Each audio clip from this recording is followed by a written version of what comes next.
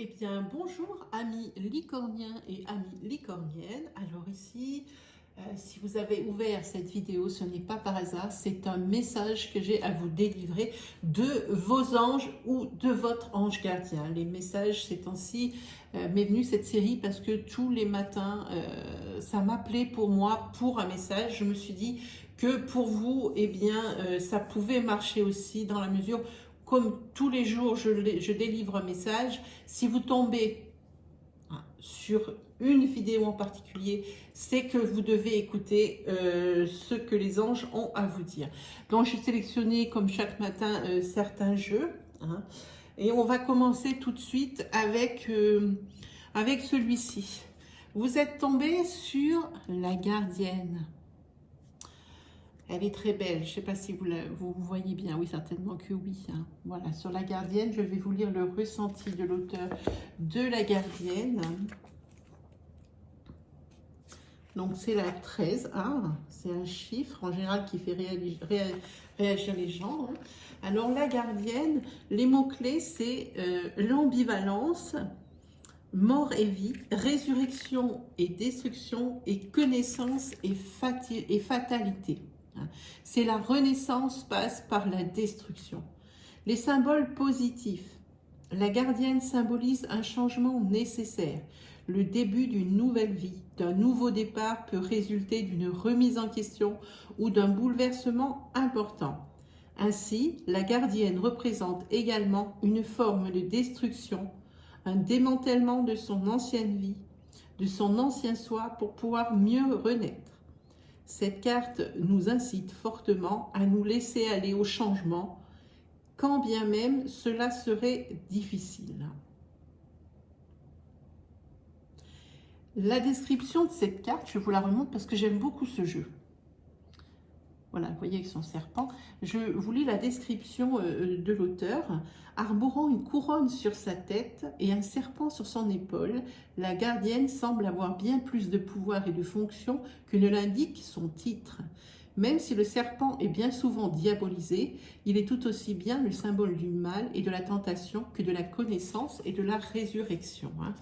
Voilà. Ensuite, je vous ai tiré une carte des anges de l'amour. Eh bien, c'est conversation de cœur à cœur. Je vous lis la carte, c'est discuter honnêtement de vos sentiments avec votre partenaire. Alors, je vous lis le ressenti de l'auteur. Discutez honnêtement de vos sentiments avec votre partenaire. Votre vie amoureuse a besoin d'une bonne dose d'honnêteté dans la communication selon les anges de l'amour. Vous avez gardé des émotions qui masquent vos sentiments. Il est encore temps d'améliorer la situation. Cependant, cela demandera un effort de votre part. Il va vous falloir prendre l'initiative d'une conversation difficile et qui risque d'incommoder votre partenaire. C'est pourtant une étape nécessaire pour assurer la santé de votre relation. Si vous en ressentez le besoin, planifiez un rendez-vous avec un conseiller pour faciliter la discussion. Un professionnel saura diriger le dialogue hors du terrain de l'accusation vers une résolution du problème. Vous pouvez également obtenir un soutien de la part d'associations gratuites comme les émotifs anonymes ou Al-Noanon. Les réunions se tiennent au niveau international et en ligne, comme vous pourrez le constater via votre moteur de recherche Internet. Que vous communiquiez en tête-à-tête ou en présence d'un tiers neutre, vos discussions cœur à cœur vous apporteront la croissance personnelle. Souvenez-vous qu'il vous est impossible de contrôler les réactions d'autrui. Vous pouvez seulement être honnête sur vos impressions et terminer ce que vous souhaitez et n'acceptez pas dans une relation. J'ai très mal lu, c'est pourri. Alors je vous le refais. Alors, vous pouvez seulement être honnête sur vos impressions et déterminer ce que vous souhaitez et n'acceptez pas dans la relation. Voilà, c'est beaucoup mieux.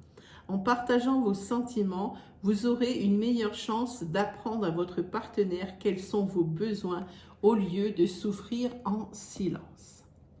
Ensuite, vous avez eu la carte de la nouvelle lune en Verseau. Voilà, alors la nouvelle lune en Verseau, je vous la lis.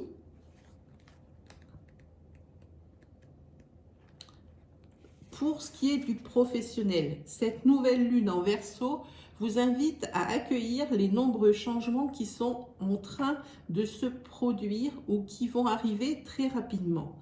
Tu es dans une énergie de changement, tu es dans une énergie où tu vas vers une plus grande autonomie. Tu ouvres un nouveau chapitre de ta vie professionnelle grâce à tes idées nouvelles. Fais confiance à tes pensées, à tes projets. Les changements sont déjà là. Ils sont intérieurs et vont donner un nouveau tournant extérieur. Tu te connectes à tout ton savoir et cela donne de très belles choses sur un court terme. Fais-toi confiance. Au niveau sentimental, cette nouvelle lune en Verseau t'invite à canaliser tes émotions. Avant, tu pouvais vivre dans ta vie sentimentale d'une façon très intense et tu avais des difficultés pour te détacher des détails. Tout était alors soit très beau, soit très négatif et cela t'empêchait de trouver un équilibre avec toi-même et avec les autres.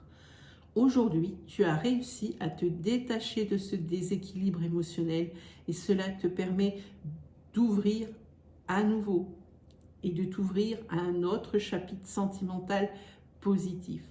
Que ce soit par un renouveau dans une relation déjà existante ou une nouvelle rencontre, tu construis une relation stable et durable dans le temps.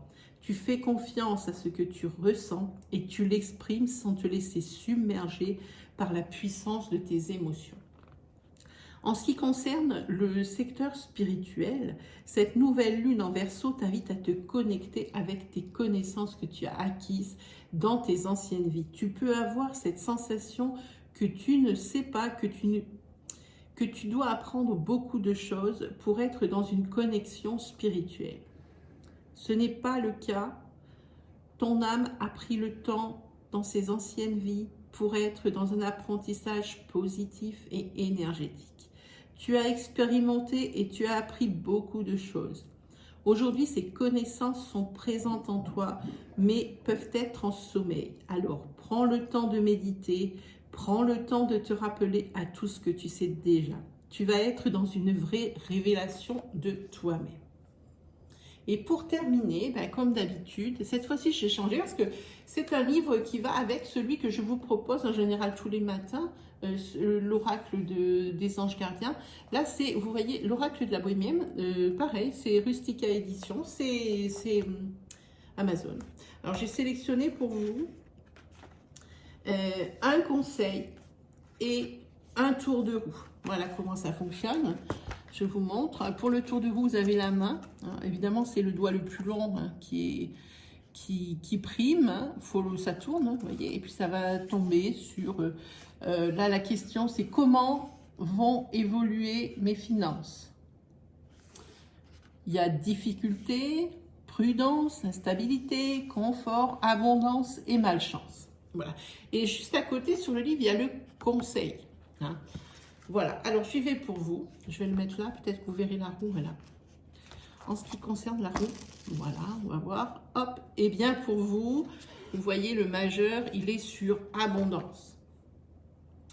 Donc pour vous, c'est très positif, c'est abondance. Les difficultés financières ici, ça sera du passé. Maintenant, le petit conseil pour terminer, dites merci pour attirer l'abondance justement. Pratiquer la gratitude est sans doute l'un des rituels les plus simples et les plus efficaces pour attirer la richesse. Le pouvoir de la gratitude est immense et il a d'ailleurs été prouvé scientifiquement. Il agit sur votre humeur, votre motivation et votre épanouissement. Alors chaque soir, avant de vous coucher, notez 3 choses pour lesquelles vous êtes reconnaissant. Non seulement vous passerez une bonne nuit, mais l'abondance ne tardera pas à se manifester dans votre vie. Voilà mes chers amis licorniens et licorniennes, c'était les messages de vos anges. Et bien il ne me reste plus qu'à vous souhaiter le meilleur et à vous dire à très vite pour de nouvelles vidéos.